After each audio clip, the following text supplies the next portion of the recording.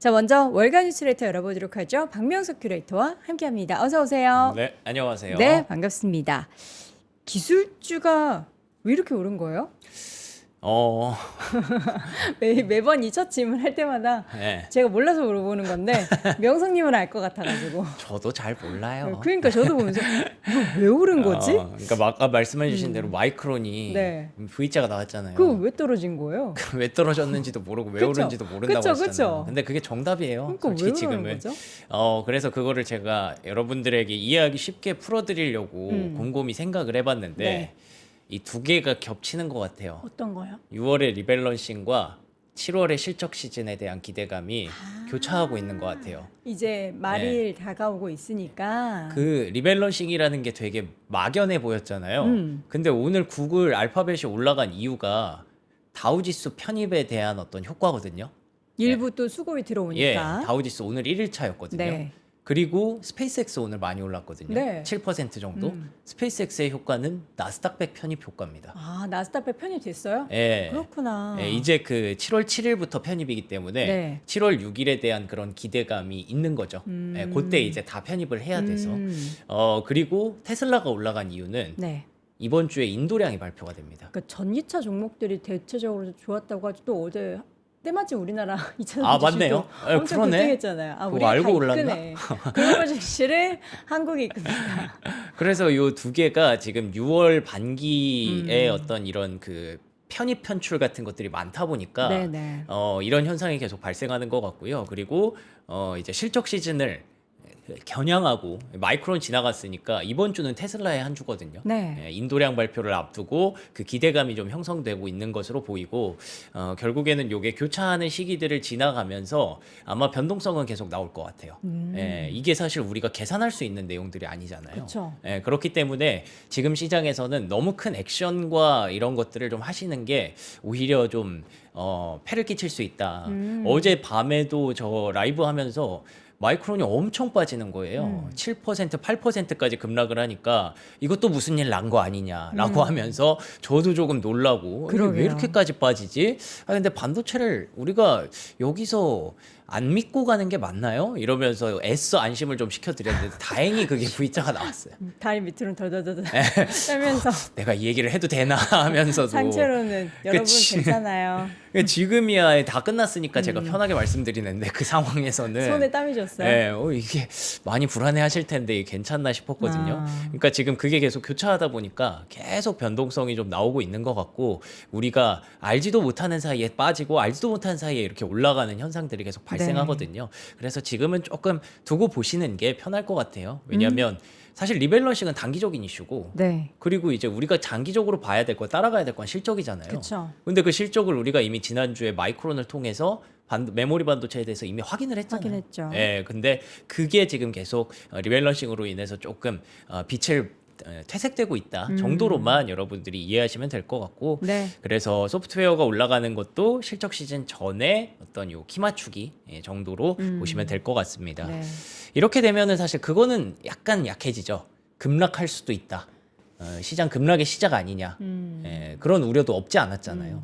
그런 거는 조금 약해질 수 있는 상황이라서 어쨌든 분위기는 괜찮은 것 같아요. 이제 물론 이제 하루 반등을 한 것에 대해서 뭐 엄청난 의미를 부여할 수는 없겠지만 뭔가 그래도 마이크론의 장중에 반등을 보면서 이게 어느 정도 막 급속 직항 뭐라 그러죠 그거 이렇게 쭉 내려오는 거. 급락하는 거. 네. 예, 급전직하. 아 급전직하 어. 그겁니다. 그겁니다. 근데 그렇게 또- 하는 거 멈추지 않았을까 하는 네. 기대. 약간 색깔이 확실히 달라진 건 느껴지죠. 네. 어쨌든 6월을 지나면서 우리가 상반기에는 메모리 반도체 일변도로 그냥 시장을 완전히 그쪽에 파고 들었다면 맞아요. 예, 이제는 점점 확산되는 거 아까 오프닝에서도 말씀해 주셨지만 오늘의 상승세는 정말 알파벳과 테슬라 두 종목이 이끌었거든요. 예, 이게 시장의 어떤 변화 흐름은 여러분들이 체크하시면서 상반기와는 하반기가 달라질 수 있다는 어떤 예고편일 수도 있거든요. 네. 예, 그렇기 때문에 그런 거는 염두에 두시고 보셔야 될 것 같습니다. 네. 자, 그래서 3대 지수 마감 상황 보시면요. 우리 아직 안 봤어요? 나스닥 2% 상승했고요. 다우도 강세, 그리고 S&P 500도 1% 넘게 올랐습니다. 러셀 2000도 변동성이 크기는 했지만 결국에는 약보합까지 올라오는 그런 모양새였고요. 보시는 것처럼 구글, 알파벳 5%, 테슬라 무려 8% 급등이 나왔습니다. 그리고 소프트웨어 종목들이 괜찮았어요. 근데 그 안에서도 좀 차별화가 되죠. 마이크로소프트와 오라클 이런 종목들은 여전히 오픈 AI와 관련된 연관된 그런 종목이어서 그런지 힘을 좀 쓰지 못하는 모습이고요. 그리고 팔란티어, 크라우드 스트라이크, 팔로알토 네트워크스 이런 종목들은 강한 모습 이어졌습니다. 시게이트와 웨스턴 디지털은 올랐는데 샌디스크는 왜 하락했느냐? 마이크론도 사실 변동성이 컸잖아요. 상반기에 마이크론과 샌디스크가 완전히 시장을 장악했다면 그게 이제 쇼티지가 계속 이동을 하면서 요즘에는 CPU 얘기도 하고 CPU 관련주도 괜찮았죠. 그리고 그 메모리 반도체 안에서도 단순히 그 SSD뿐만 아니라 이제 하드디스크 쪽으로 좀 옮겨가는 모습이 있거든요. 시게이트와 웨스턴 디지털이 그래서 더 강하게 오른 겁니다. 그래서 지금 D램과 SSD에만 우리가 꽂혀 있었다면 그 흐름들이 분명히 확장은 되고 있다. 이런 것들 여러분들이 꼭 염두에 두셔서 지금 서버도 괜찮았고요. 델도 괜찮았고 그리고 장비주는 어제 대한민국에서 그 대규모 투자 소식이 장비주에 호재로 작용했다라고 보시면 될 것 같고 마벨 테크놀로지도 4% 좋았습니다. 이런 흐름들이 계속 반도체 안에서도 확장, 시장 전반으로도 확장 이런 것들은 염두에 두셔야 될 것 같습니다. 통신주는 왜 빠졌냐면 최근에 이제 스페이스X가 계속 영업을 통신 쪽으로 확장하려고 하거든요. 어제도 잠깐 짧게 전해드렸지만 이제 스마트폰 서비스를 하려고 하고 오늘 또 그 대상자를 좀 찾았어요. 차터 커뮤니케이션이라고. 네. 그러면서 통신주들에 대해서 압박이 좀 가해졌다라고 보시면 될 것 같고요. 그리고 러셀 2000 쪽에서는 블룸에너지의 9% 상승 눈에 띕니다. 그리고 크레도도 괜찮았고 그리고 요거를 살짝 그 애프터마켓으로 돌려보면 지금 이쪽이 강하거든요. 에어로바이런먼트 그리고 크라토스 이 드론 관련 섹터인데 에어로바이런먼트가 호실적을 발표했어요. 네, 그러면서 현재 주가가 급등이 나오고 있습니다. 오늘 조금 흥미로운 게 그거죠. 우주도 괜찮았고 지금 드론도 괜찮고 그리고 원데이로 다시 바꿔보면요. 양자도 괜찮았거든요. 양자 아이온큐도 9% 이런 흐름들이 나타났다는 점에서 확실히 금리가 조금 떨어져서 그런지 시장의 확장이 좀 나타나고 있다 보시면 될 것 같고 이거 보시면 4.378까지 지금 떨어지고 있잖아요.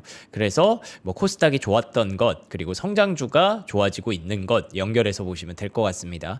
금리가 떨어지는 이유는 뭐 특별히 없죠. 이 유가가 떨어지고 있기 때문입니다. 다시 7자로 올라오긴 했습니다만 그래도 이란과 미국 간의 어떤 화해 무드가 다시 한번 펼쳐지고 있기 때문에 긍정적으로 시장은 보고 있고요. 달러 인덱스는 여전히 100을 넘어가고 있기 때문에 부담스러운 건 사실입니다. 이런 부분들은 대한민국의 어떤 외국인 수급 영향을 줄 수 있는 부분이라서 지금은 확실히 단기적으로 혹은 하반기에는 어쩌면 미국 증시가 조금 더 유리한 국면이 펼쳐질 가능성을 배제할 수 없다라고 일단 시나리오 가져가야 될 것 같습니다. 금값도 4,030달러 그리고 비트코인 6만 달러 근처에서 계속 뭔가 뭐 급락도 나오고 급반등도 나오지만 어쨌든 6만 달러는 계속 지켜주네요. 자, 이렇게 해서 시장 어떻게 마감되는지까지 쭉 보여드렸는데 이제 빠르게 이슈를 볼 텐데 어제 보니까 진짜 11시 조금 넘었던 구간이 저점이었네요, 장중에. 아 맞아요. 예. 그것을 이제 보고 주무셨던 기분 나쁘게 주무셔서 악몽을 꾸셨다는 분들이 많으세요. 아 그럴 수 있죠 진짜로. 그리고 나서 예. 아침에 딱 일어났는데 또 얼마나 하겠을까 또 봤는데 뭐야 다행이다. 올랐네 하면서 여러분 기분 좋게 오늘 시작하시기 바랍니다. 네. 자, 이슈 보도록 하죠. 악시오스의 보도입니다. 어떻게 뭐 이거 어떻게 본 사진 같은데 맞아요. 예. 어제 회담 합의하는 거예요? 네, 어제 딱 요 사진 우리가 봤었잖아요. 어제 제가 급하게 준비된 내용은 아니었는데 급하게 뜨는 바람에 맞아요. 예, 요거 말씀드렸던 거 기억하실 텐데요. 미국과 이란이 이번 주 회담에 대해서 좀 합의를 할 것이다라고 기대가 나왔었죠. 근데 그게 구체화가 좀 됐습니다. 트럼프 대통령의 SNS를 통해서 그게 밝혀졌는데요. 이란이 회담을 요청했다. 예, 내일 도하에서 열릴 예정이다. 당장 오늘 그래서 카타르 도하에 관심이 상당히 쏠릴 것으로 예상이 됩니다. 뭐 모르겠어요. 트럼프 피셜이라서 이게 명확하게는 사실 구조는 따져봐야겠습니다만 이란이 회담을 요청했다라는 것에 뭔가 메시지가 좀 있죠. 예, 그리고 내일 도하에서 열린다고 하니까 도하 회담 오늘 되게 중요한 포인트로 여러분들 지켜보셔야 될 것 같고요. 위트코프, 쿠슈너가 도하회담에 참석할 예정이고 고위급 회담과 별도로 기술적 논의까지 진행될 예정이다라고 하니까 이에 대해서 트럼프 대통령이 또 뭐 자기도 잘 모르겠다. 근데 되게 중요해질 수도 있을 것 같아. 이렇게 얘기를 했거든요. 도하회담이. 그래서 중요도에 대해서 여러분들이 생각해 보시면 좋을 것 같습니다. 자, 그리고 트럼프 대통령은 계속 유가 하락세를 강조하고 있어요. 뭐 물론 오늘은 70달러까지 올라오기는 했지만 계속 60달러대에 머무르고 있었잖아요. 최근 한 3, 4일 동안. 그래서 이란 비핵화 시작 전보다도 낮은 가격이다. 휘발유 가격도 빠르게 하락하고 있다. 그렇기 때문에 유가를 보세요. 제가 잘하고 있습니다. 라고 어필하는 건 결국에는 이 얘기를 하고 싶은 거죠. 역대 최고 여론조사 지지율을 기록했습니다. 심지어 11월 5일 선거일보다도 높았습니다. 이란과 관련된 이슈, 내가 손해를 봤다고, 미국에 손해를 입혔다고 자꾸 다들 덮어 씌우는데 내가 잘한 겁니다. 라는 얘기를 하면서 제가 여기 제목에 사람을 보지 말고 상황을 봐야 된다라고 적어놓은 이유가 뭐 트럼프는 이래, 트럼프는 변동성이 커, 트럼프를 믿으면 안 돼, 뭐 이런 얘기도 할 수 있지만 근데 트럼프의 상황을 봐야 된다는 거죠. 트럼프의 상황은 뭐 100이면 100 아마 동의하실 겁니다. 유가를 떨어뜨려야 된다는 것에 대해서는 이견의 여지가 없지 않습니까? 그렇기 때문에 트럼프 대통령이 처한 상황을 봤을 때 유가를 계속 떨어뜨리고 싶은, 그래서 금리도 떨어뜨리고 그리고 그 돈으로 금리 인상을 막고 그 돈으로 이제 AI에 계속 투자를 하고 싶은 그 마음을 여러분들이 좀 읽어보시면 시장에 대해서 조금 되게 복잡한데 정리가 수월해지지 않을까라는 생각이 듭니다. 네. 엔트로픽이 캘리포니아에 클로드 할인을 제공했다. 왜 캘리포니아에만 할인해 주는 거죠? 캘리포니아에 그게 많잖아요. 기술 기업들이. 그러면은 우리나라 따지면 판교 쪽 계시는 분들한테 할인해 준다. 그래서 이게 결국에는 제가 왜 가져왔냐면 시장을 압박했던 재료들이 몇 가지가 있었잖아요. 네. 애플발 이슈가 있었고 오픈 AI발 이슈가 있었고 그런 것들이 계속 연결되는 게 결국에는 AI의 어떤 발전 속도를 제한할 수 있다였잖아요. AI에 대한 수요는 대단한데 근데 공급이 못 따라가서 그 수요를 충족시키지 못하면 AI의 발전 속도가 제한되고 AI 기업들이 수익화하는 게 늦어진다에 대한 우려였는데 그거를 이제 어제 그 주말 사이에 전해드렸던 대로 트럼프 행정부랑 엔트로픽이 계약을 했다고 했었죠. 그래서 일부 기업들에게는 좀 열어준다. 라는 이슈가 호재가 될 수도 있다고 말씀드렸는데 그러면서 엔트로픽이 계속 캘리포니아 내에 클로드 할인을 제공하는 그런 서비스도 마련을 하면서 이제 뭐 결국에는 엔트로픽이 필요한 거고 이렇게 조금만 이제 서로 간의 양보가 있으면 수요는 여전히 뛰어나다라는 걸 증명을 해주는 거죠. 그래서 아마존이랑도 협상이 좀 들어갔다고 하더라고요. 내년부터 지금은 이제 사용 시간 이런 것들로 돈을 받고 있는데 아마존한테도 B2B 쪽으로도 이제 토큰으로 사용료를 책정한다고 합니다. 엔트로픽이 좀 독하게 마음을 먹고 이런 식으로 너네 토큰 많이 쓰잖아. 그럼 돈 더 많이 내. 라고 하면서 이제 수익화 작업에 좀 더 열을 올리고 있는 상황이고요. 여러분 아시는 것처럼 오픈 AI는 상장이 내년으로 좀 미뤄진다고 하지만 엔트로픽은 올해 안에 흑자 전환까지도 바라볼 수 있는 기업이기 때문에 올해 하반기에 가장 큰 대여, IPO 대여는 여전히 엔트로픽이라는 데 이견의 여지가 없거든요. 그래서 엔트로픽은 이슈를 계속 이렇게 만들어낼 겁니다. 그래서 컴퓨팅 시간 대신 토큰으로 책정하기로 했다. 그래서 뭐 가격이 좀 상승할 수는 있지만 아마존 입장에선 그걸 또 줄이기 위해서 오픈 AI와 자체 개발한 노바 모델을 검토 중이다. 결국 이런 현상들이 계속 반복되는 건 AI에 대한 수요에 대해서 우리가 의심하는 건 좀 말이 안 된다. 그래서 지난주에 하락들이 사실 우리가 보고 있어도 뉴스를 읽고 있어도 이게 맞아? 싶은 것들이 되게 많았잖아요. 결국에는 그런 것들이 조금 뭐랄까 시장의 수급의 어떤 꼬임으로 인해서 일어났고 하락의 트리거를 찾다 보니 그렇게 된 거다라는 쪽으로 해석할 수가 있겠죠. 그리고 이제 GB300 기반 모델, 그러니까 다시 말하면 블랙웰 울트라 GPU 시스템에서 사용되는 엔트로픽의 그 클로드 모델이 애저에서 출시가 됐다고 하더라고요. 예전에 마이크로소프트 거죠. 맞습니다. 예, 그래서 엔트로픽은 이번 배포가 기업 AI 워크로드의 총 소요 비용을 절감하면서 추론 성능과 효율성을 향상시키도록 설계됐다.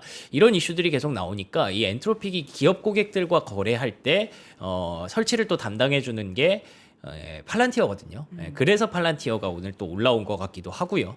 그래서 엔트로픽이 이렇게 계속 조금 기여를 올리고 있다는 점에서 우리가 AI에 대한 우려를 좀 씻어내는데도 간밤에 도움이 됐다라고 보고 있습니다. 네, 자 이슈 세 번째 넘어가도록 하죠. 네. 레버리지에서의 포지션의 비용이 급증했다. 음. 이건 뭐 수수료 얘기인가요? 어떤 비용을 얘기하는 그러니까 거죠? 이거를 제가 쭉 그 설명을 읽어보니까 레버리지를 매매하는데 들어가는 비용들이 늘어났다는 거예요. 예를 들면 뭐 이제 금리도 계속 높아지고, 그래서 레버리지를 쓸 때도 이런저런 처음에 쓸 수 있었던 비용보다 계속 아, 높아지고 있다는 거죠. 이게 뭐 레버리지가 우리가 생각하는 뭐 2배짜리 ETF 이런 것도 있지만 네네, 그렇죠. 다양하게 차입을 해서 쓰는 것도 뭐 레버리지 그렇죠. 투자라고 하니까. 네, 결국에는 그런 2배짜리, 3배짜리 하는 것도 이렇게 수요가 밀어닥치면 네. 그런 차입이 일부 진행이 되잖아요. 그 과정 안에서.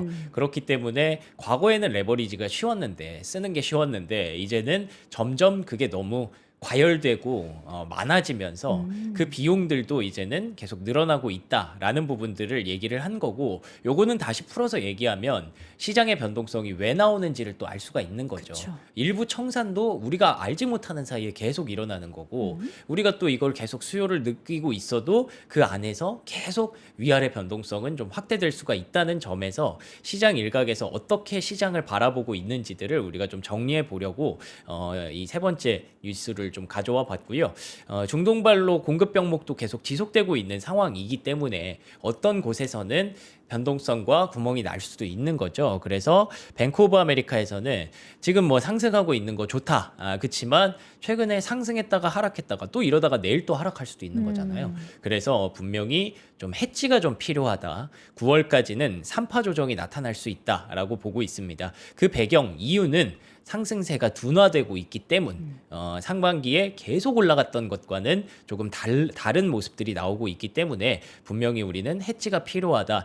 이 해지는 뭐 여러분들의 선택에 따라 다를 것 같기는 한데 상반기에 반도체가 너무 과도하게 우리가 확보하고 있었다면 그런 것들을 일부 다른 종목들을 좀 봐야 되는 순간일 수도 있겠고요. 아예 뭐 주식 말고 뭐 채권, 금, 은 이런 거를 보시는 분들도 있겠지만 저는 주식 시장 안에서 충분히 그런 것들이 가능하기 때문에 어떤 과열을 조금 풀어내는 그런 하반기의 준비가 필요할 것 같아요. 여러분 내가 뭐라고 말했지 그거 아니고요. 했지 뭐 이게 아닌데. 아니죠. 그러니까 네. 저도 사실 나름 이제 해지를 한다고 반도체와 비반도체를 가지고 있는데 네. 그 동안에는 해지가 아니라 그렇죠. 반대의 흐름이 좀 나타나가지고 반도체를 더 사야 되나 이 생각을 계속 그러니까요. 했었잖아요. 예. 근데 이제는 근데 미국 보면은 근데 바이오도 오르고 금융도 맞아요. 버티고 산업재도 좀 버티고 하니까 이런 쪽으로 조금 그래도 분산해서 가지고 있었으면 반도체 막 출렁일 때 마음이 조금 안심이 될 수 있었구나 맞아요. 싶은데 예. 국내에서는 뭘 가지고 가야 되나 싶은 생각이 드네요. 솔직히 국내는 조금 이제 고민이 많이 되고 그쵸, 어렵죠. 그쵸. 예, 그래서 요즘 많이 얘기가 나오는 게 이럴 때 코스닥 트레이딩을 좀 하는 게 낫다라고 얘기를 하시는 분들도 계시고. 어제처럼 뭐 급등하는 장에서는 예. 가지고 계셨던 분들이 그냥 조금 손실 줄인 거지 그렇죠. 여기서 트레이딩도 사실 어려워서 저는 이제 뭐 국내 증시가 지수 기준으로 너무 변동성 크니까 미국은 그나마 좀 낮잖아요. 그래서 이렇게 국가별 분산 투자를 해야 되지 그것도 않을까. 필요하겠죠. 예, 그 예. 생각이 듭니다. 국내 증시도 뭐 제가 이제 월가킥샷 텍스트 써드리면서 매일매일 대응 전략도 써드리니까 관심 많이 지켜보고 있는데 네. 국내 증시는 계속 아까 달러 인덱스도 보셨지만 환율이 계속 약간 발목을 좀 잡는 분위기예요. 그러네요. 외국인 매도세도 최근에 계속 거칠게 나오고 있고요. 근데 그런 오늘도 이제 결국에는 마이크론의 결과가 국내 증시에는 가장 큰 영향을 줄 거잖아요. 뭐 구글이나 테슬라 올랐다고 해서 국내 증시가 막 무조건 오른다라고 보시는 분들은 없을 텐데 그렇기 때문에 지금 환율이라든지 반도체에 대한 변동성이 좀 커지는 구간에서는 외국인 수급이 조금은 조심스러울 수 있다라는 점이고 그게 풀리려면 결국엔 매크로거든요. 결국에 그 매크로가 이번 주에 발표되는 고용이라든지 다음 주에 발표될 CPI라든지 이런 것들을 보면서 그래 유가 떨어졌는데 우리가 너무 과도하게 우려를 하고 있었네 하는 그런 시간들 증거가 좀 필요한 것 같습니다. 반도체에 대해서는. 그래서 그거 기다리면 이제 금방 또 실적 시즌 오니까 네. 그때까지는 조금 이제 마음 편하게 기다려줘도 될 것 같고요. 네. 자 그리고 이제 그 도이체방크에서도 종전 후의 변동성이 확대될 것이다 라는 얘기를 하고 있습니다. 아무래도 중간 선거도 있고 그리고 이 전쟁이 확실하게 끝날지 아직까지 확신을 할 수가 없다. 그래서 11월 이전에 시장이 조금 교란될 수 있는 그런 분위기도 좀 있다라고 하면서 지금처럼 시장이 탄탄대로만 걷지는 않을 것이다 라는 얘기를 계속 하고 있고요. BCA 리서치에서도 주식 강세장이 일부 동력을 잃어가고 있다라고 보면서 어쩌면 AI 관련 버블이 만약에 터지게 되면 시장이 30에서 50%까지 하락할 가능성도 배제할 수 없다라고 보고 있습니다. 이렇게 이런 그 뭐 버블인지 아닌지는 저는 버블이라고 생각은 안 하는데 이쪽에서는 뭐 버블이라고 보는 견해도 없지는 않으니까 뭐 이런 것들에 대해서 여러분들이 조금 걱정이 되신다면 일부 해지는 분명히 조금 준비를 하셔야 되는 그런 구간이라고 보여지기는 하네요. 네. 자, 해지에 대해서 여러분들이 다양하게 좀 고민하고 계신 것 같은데 현명한 해지 방법을 좀 선택을 해보시면 좋겠습니다. 네. 다음 볼까요? 자 그리고 두 번째로는 앞에서는 약간 변동성에 대해서 우려하는 목소리였다면 네. 지금은 또 그래도 긍정적으로 보는 관점들은 뭐가 있는지 몇 개 엮어왔습니다. S&P 500 전망치를 RBC 캐피탈에서는 8,150까지 상향을 했습니다. 다만 여기서도 우호적인 환경인데 상승세가 직선적으로 이어지지는 않을 것이다. 이런 얘기를 계속 하고 있어요. 그래서 AI 수익 변동 그리고 중동 지역의 불확실성 이런 것들을 좀 반영하고 있었는데 지정학적 긴장이 완화됐기 때문에 이제는 다시 광범위한 다종 모델 접근 방식이 유리해졌다. 그래서 여러 관점에서 1년 동안 주식시장이 상승할 가능성이 높아졌다라고 보고 있는데 실적 발표 시즌에 과연 우리가 그 기대치를 맞출 수 있을지에 대해서는 어떤 변동성의 잠재적 요인이 될 수 있다고 보고 있고요. 여기서도 이제 중간 선거 얘기하고 있고 연준의 금리 인상 우려가 과연 우리가 기대하는 것처럼 진짜 금리 인상을 안 할지 아니면 뱅크 오브 아메리카가 말하는 것처럼 금리 인상을 3번 할지에 대해서는 아직 좀 합의가 필요하다라는 부분이죠. 그래서 지금 시장의 어떤 재편 가능성 이런 것들을 계속 얘기를 하고 있고 금요일에도 또 러셀 지수 재구성이 있대요. 이것 또한 리밸런싱이잖아요. 그렇기 때문에 그 안에서 또 어떤 수급 변화들이 나타나는지 면밀히 볼 필요가 있다라고 보고 있고 CFRA에서는 하반기에도 S&P 500은 갈 겁니다. 그 배경에 대해서 금요일까지 상반기 S&P 500 지수가 사상 최고치를 벌써 24번이나 경신했다고 합니다. 이게 2차 대전 이후에 상반기 최고치 상위 20위 안에 들어간다고 하네요. 분위기가 좋았어요 S&P도. 그렇죠. 조금씩 올라서 그렇지.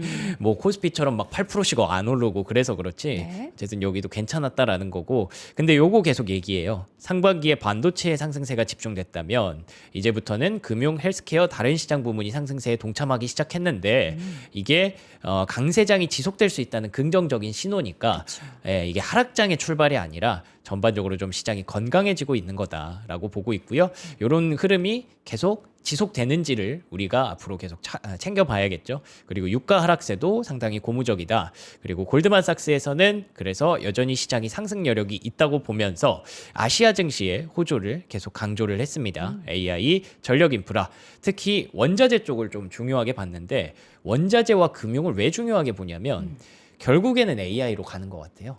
AI를 하려면 원자재 많이 필요하죠. 그리고 금융 쪽에 지원이 좀 필요하잖아요. 그렇기 때문에 미국이 AI를 쌓아 올리는 과정에서 명확하게 이 소프트웨어 기업들이 돈을 버는 구간이 아니기 때문에 여전히 곡괭이에 대한 도움이 필요하다라는 거죠. 그게 아시아고 원자재고 금융이다. 그래서 AI에 대한 빌드업은 계속 지속될 것이다 라고 보시면 될 것 같습니다. 네, 특징주 보도록 하겠습니다. 기술주의 최대 자금이 유출이 됐다. 네. 왜 이거 어저께 엄청 올랐는데. 아, 그래서 네. 이게 지난주 얘기예요. 아, 예. 지난주에. 지난주에 변동성이 있었던 이유가 기술주에서 사상 최대의 자금 유출이 있었고 어제 그 표 보여드렸잖아요. 급격하게 들어오다 급격하게 빠졌던 거. 이제 빠질 만큼 다 빠진 건가요?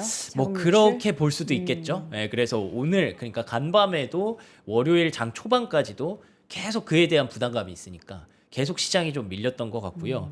그래서 이제 변동성이 계속 확대가 되고 있는 것 같습니다. 마이크론 테크놀로지의 주가 진짜 이게 무섭더라고요. 이렇게 빠질 때는. 어제 장중에 네, 이게 개장하자마자 한 이런 7% 빠졌다면서요? 이런 미끄럼틀 진짜 7% 그 정도 급락을 했었는데 네. 그 이후에 다 이걸 말아 올리네 하면서 결국에는 상승 전환에 성공했죠. 저게 진짜 뭘까요?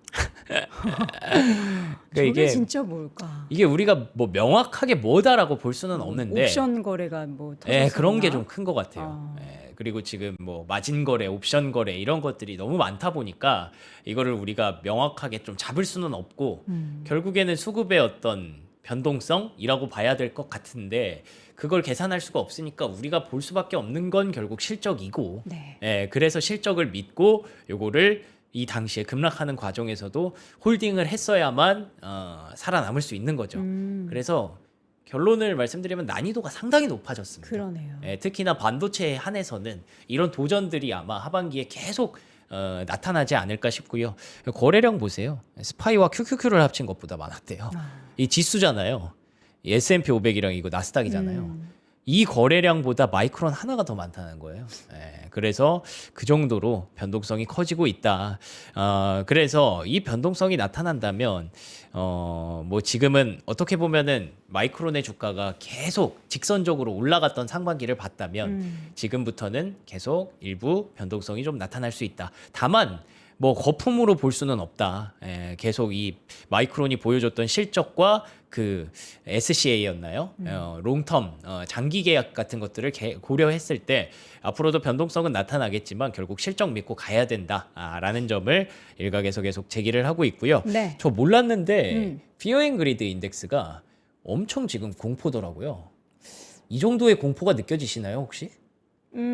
사실 이게 무뎌졌죠. 그렇긴 하죠. 변동성과 뭐 네. 이렇게 뭐 7% 빠졌다 다시 1% 올라오는 변동성이 우리나라나 뭐 미국이나 계속 특정 종목들에서 벌어지니까 네. 무뎌졌는데 실제로는 우리가 굉장히 다리 밑으로 떨고 있다. 그런 거더라고요. 아. 네. 그래서 저는 이 정도까지 27 그리고 익스트림 피어까지도 최근에 좀 내려갔었어요. 그러니까 명성님도 이제 하도 보다 보니까 무뎌진 거야. 그런가? 이게 그 정도인가 싶었는데. 약간 태풍의 눈 안에 들어와 있는 느낌? 예. 그래서 어쨌든 지수단에서 보면은 막 지수가 막 엄청 많이 빠진 거 아니잖아요.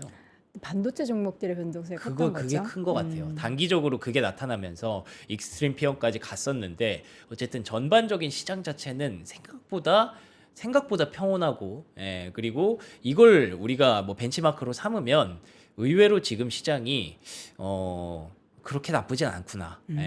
원래 피어일 때 산다잖아요. 우리는 공포에 살아. 공포에 살아니까 지금 시장을 우리가 너무 그렇게 변동성이 크다고 해서 겁을 먹지 않아도 되겠구나라는 생각도 좀 들더라고요. 네. 그러면서 번스타인에서는 샌디스크 목표가를 3,000달러까지 높였습니다. 샌디스크 밤사이에는 좀 하락을 했죠. 그렇지만 여전히 먹을 룸이 많다라고 보면서 메모리 반도체에 대한 실적 믿고 가자라는 긍정적인 전망은 계속 우세합니다. 이게 올라서 피어가 아니라 너무 떨어져서 피어가 아니라 올라서 피어다. 근데 올라서 피어? 그러니까 뭐 오르고 떨어지고 계속 그러니까 뭐 피어가 아닌가. 근데 원래 공식대로면 오르면 피어로 가면 안 되고 그리드로 가야 그쵸, 됩니다. 탐욕으로 가죠, 탐욕으로 보통. 가야 됩니다. 그래서 이게 너무 상반기에 너무 한쪽으로 쏠려 있으니까 네네. 이게 시장 전반에 대한 변동성을 체크하는 지표잖아요. 그쵸. 그러니까 이게 우리가 생각하던 그 기준이랑 조금 다르게 나타날 수 있다라는 점인 것 같아요. 네. 자, 거민치 애널리스트가 또 이런 얘기를 했어요. 네. 애플 애플이 담당 애널이죠. 창신 메모리를 원하는 이유. 그러니까 이게 사실 파이낸셜 타임스의 보도로만 우리가 봤었기 때문에 네네. 이게 사실인가 아닌가에 대해서 좀 궁금했었잖아요. 맞아요. 근데 거밍치 애널리스트가 이렇게까지 얘기를 했으면은 그러면 사실이죠.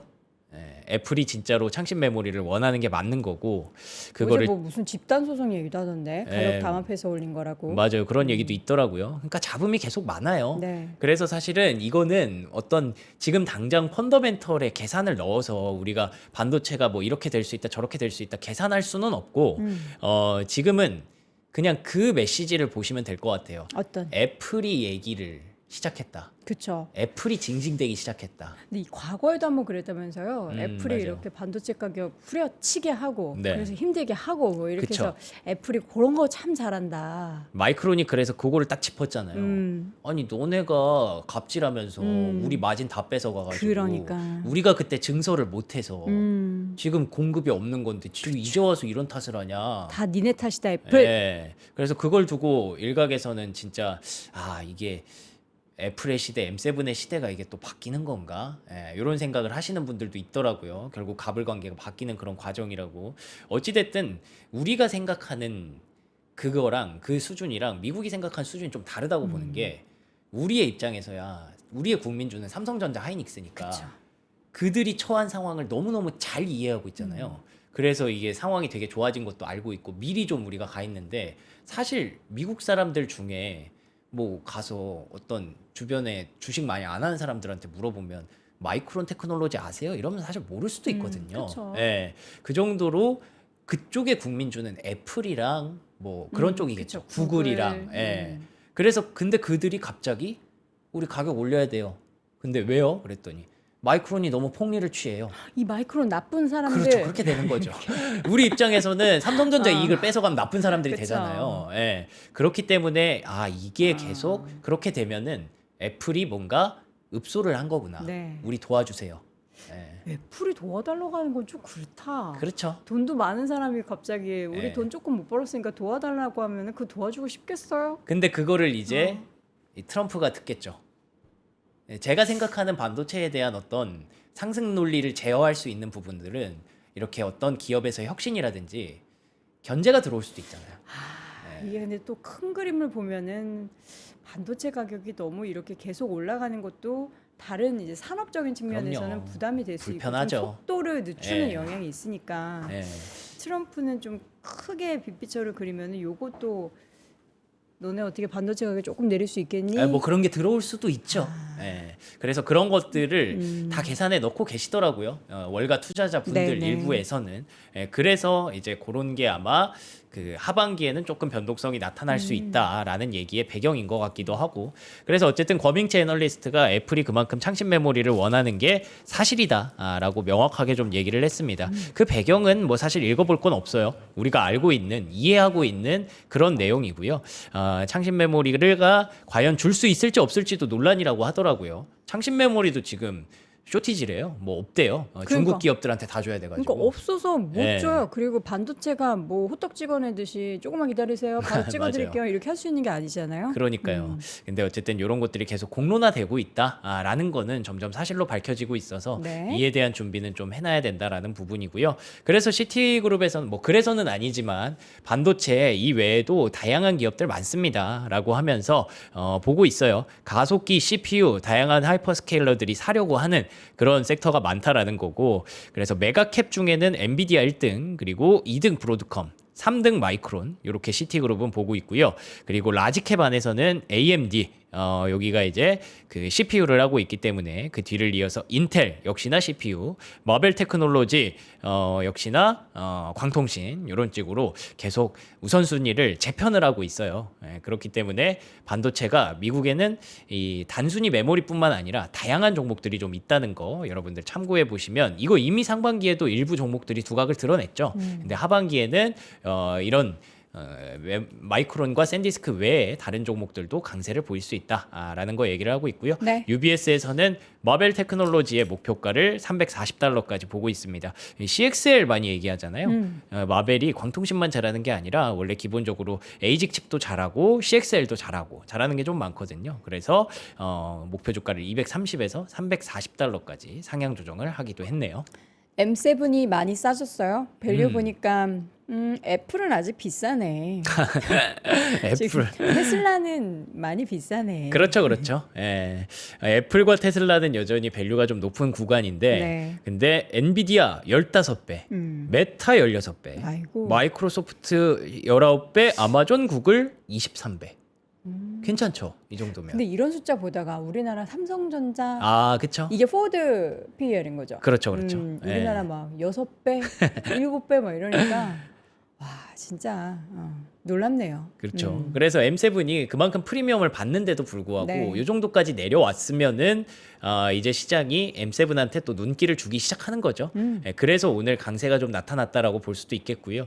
알파벳이 이제 다우지수 산업평균지수에 편입이 되면서 성공적인 데뷔를 또 했습니다. 원래 다우 들어가면은 이제 그때부터 뭐 주가가 빠진다는 그런 안 좋은 설도 있거든요. 다우에 뭐 그런 무서운 네, 공포가 그림 있어요. 있어요? 왜냐하면 아, 다우는 그래요? 이제 가치주 지수잖아요. 어. 그래서 이제 시장이 너 다우 들어갔어? 너 성장주가 아니네? 네, 이렇게 본다는 얘기가 있어요. 그래서 들어가면 그때부터 약간 악재가 시작된다. 네. 이런 얘기도 있는데 알파벳은 또 아니기를, 그게 다르기를 깨기를. 기대해 보겠습니다. 테슬라 그리고 테슬라가 왜 이렇게 많이 올라갔는가?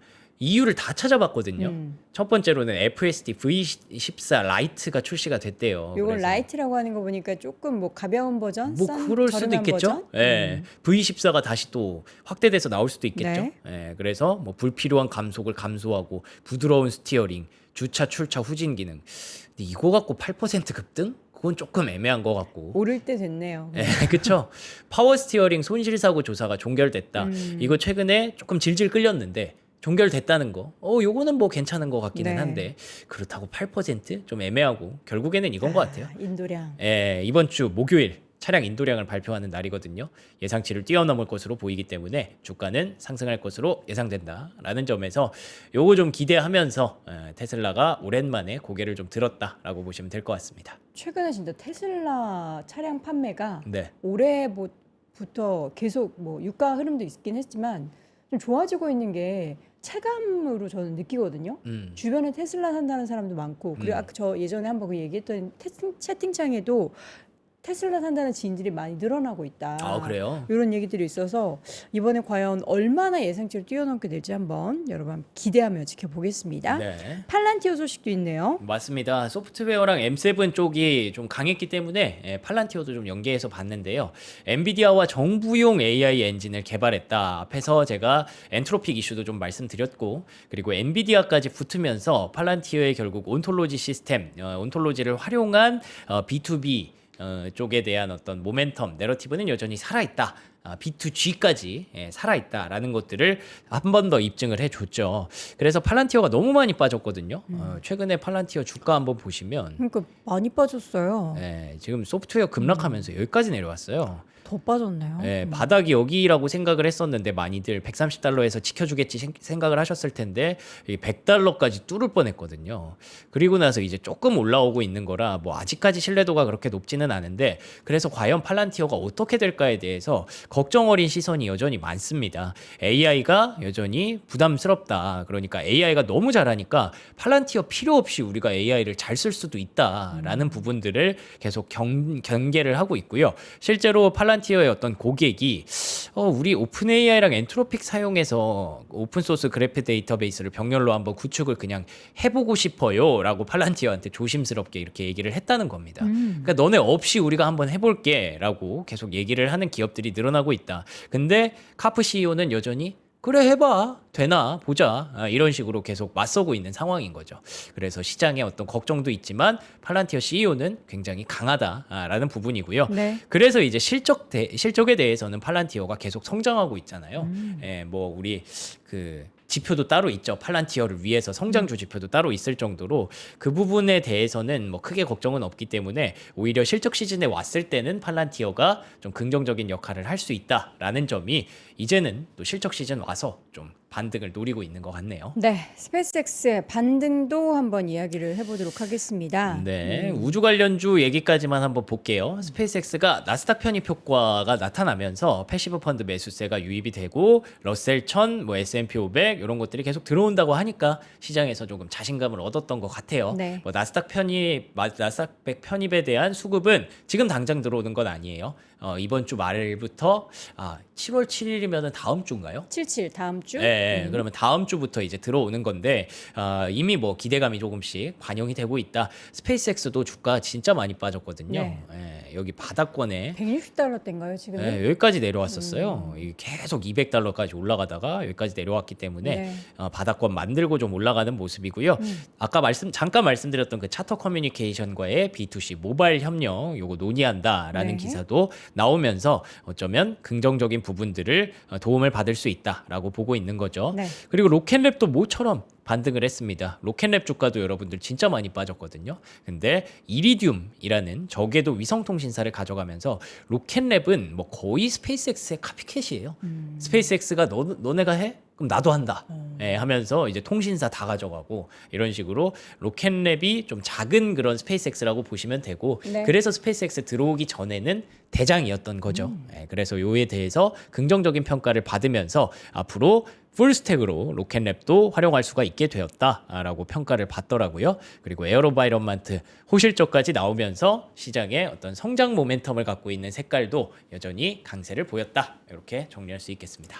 자, 마이크로 스트레티지죠. 이름을 바꿔서 이 대표의 얼굴이 별로 표정이 안 좋네요. 무조건 사지 않는다. 요거까지만 한번 볼까요? 네. 그러면 스트래티지가 이번에 계획을 발표를 했는데 계속 사기만 했잖아요. 그쵸, 무조건 조금 팔긴 했지만 네. 다시 또 샀죠. 근데 이제는 무조건 사는 그런 계획은 아닌 것 같아요. 그 어떤 계획이 있죠? 이제 계속 자사주도 좀 나눠주고 자사주 매입 프로그램도 하고 그래서 비트코인을 팔아서 그걸 재원을 마련하기도 하고 상당히 좀 능동적으로 움직이기로 스트래티지가 정책을 바꿨습니다. 자사주 매입은 좀 좋은 것 같긴 네, 한데. 뭐 나쁘지 않죠. 그래서 어쨌든 진짜 주식회사다운 그런 모습을 좀 보여주려고 하는 것 같더라고요. 계속 채권 땡겨서 코인 살게, 채권 땡겨서 코인 살게. 지금은 그럴 때가 아니라고 판단을 했나 봐요. 네네. 아무래도 코인이 계속 다른 종목들에 비해서 밀리니까 이런 것들을 정책을 조금 수정했는데 네. 근데 오늘 주가는 나쁘지 않았어요. MSDR 보시면 오늘 주가는 12% 네. 급반등이 좀 나왔거든요. 그래서 오늘은 많이 밀렸던 종목들 쪽으로 수급이 조금 이동했다. 이런 식으로 정리할 수 있겠습니다. 오늘 저는 우리 시청자분들이 뭐 다양하게 댓글 올려주시는데 감동의 좀 순간이 하나 있었어요. 뭐죠? 우리 지니리라는 닉네임 쓰시는 분이 우리 명성님에게 차분한 딕션이 좋다. 그동안 미안했다. 좀 악플을 조금 남기셨었나 봐요. 천천히 들어보니 명성님이 주주들 걱정하는 게 밑바탕에 깔려 있다라는 게 이제 느껴지신 거예요. 주주들 걱정. 이제 드디어 느껴지셨어요. 그래서 나의 애플을 받아줘, 사과를 받아달라고 이렇게 또 사과를. 뭘 또 아우 감동 사과까지. 아니에요? 아유. 진짜 우리 사실 정말 아침에 새벽마다 고생하는 명성님이 얼마나 자료를 열심히 준비하는지 여러분들 다 느끼셨을 텐데 이제 간혹 정말 한 0.001%의 분들마저 이제 마음을 샀습니다. 대단합니다. 여러분 감동의 오늘 아침.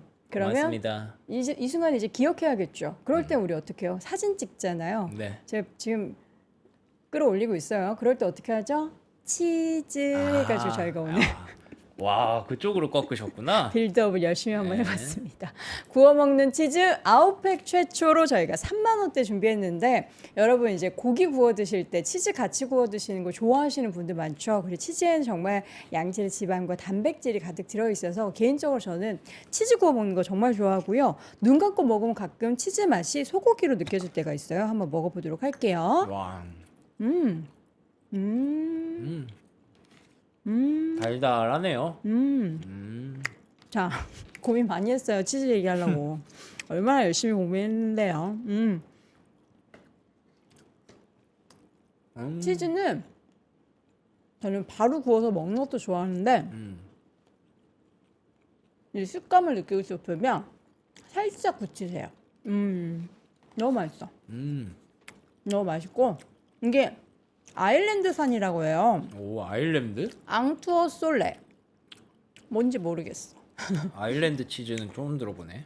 아일랜드. 왜 우리 어? 한국에서 저기 어디 지역이죠? 치즈 되게 유명한데 임실 치즈. 죄송합니다. 임실 치즈 얘기했는데 한번 아일랜드 치즈도 여러분 아일랜드 안 가셔도 드실 수 있어요. 100% 아일랜드산 원유를 활용해서 아일랜드 하면 대자연 막 생각나잖아요. 거기서 그쵸. 뛰노는 그 소들 얼마나 또 양질의 건강하죠. 원유를 생산해 내겠습니까? 구워 먹는 시 여러분 함께 확인해 보시고요. 이어서 우리 영선님이 예쁘게 입고 있는 저 니트 여름 니트예요. 저거는 남편, 남자친구, 아버지 선물용으로 너무 좋을 것 같아요. 이게 두 가지 구성이거든요. 요 두 개 같이 드리는 거예요. 이 원단이 UV 차단도 된대요. 코튼 혼방 소재로 만들어진 니트라서 통기성도 굉장히 좋고 총 두 장 구성 인터메조의 니트 두 벌 4만 원대로 저희가 준비했습니다. 이 제품은 그냥 이렇게 치노 팬츠 입어도 좋고 반바지 입어도 좋고 되게 편안하게 입었는데 꾸안꾸 느낌으로 예, 좀 느낌 있는 느존남 느낌으로 느존남 느낌 좋은 남자 느낌으로 입으실 수 있는 그런 제품입니다. 이 제품도 명선님 지금 105 사이즈 네. 105 사이즈로 함께 확인해 보시면 좋을 것 같습니다. 자, 지금까지 우리 월간 뉴스레터 박명석 큐레이터와 함께 했고요. 잠시 후에는 위즈웨이브 이건희 대표와 함께 돌아오도록 하겠습니다. 고맙습니다. 고맙습니다.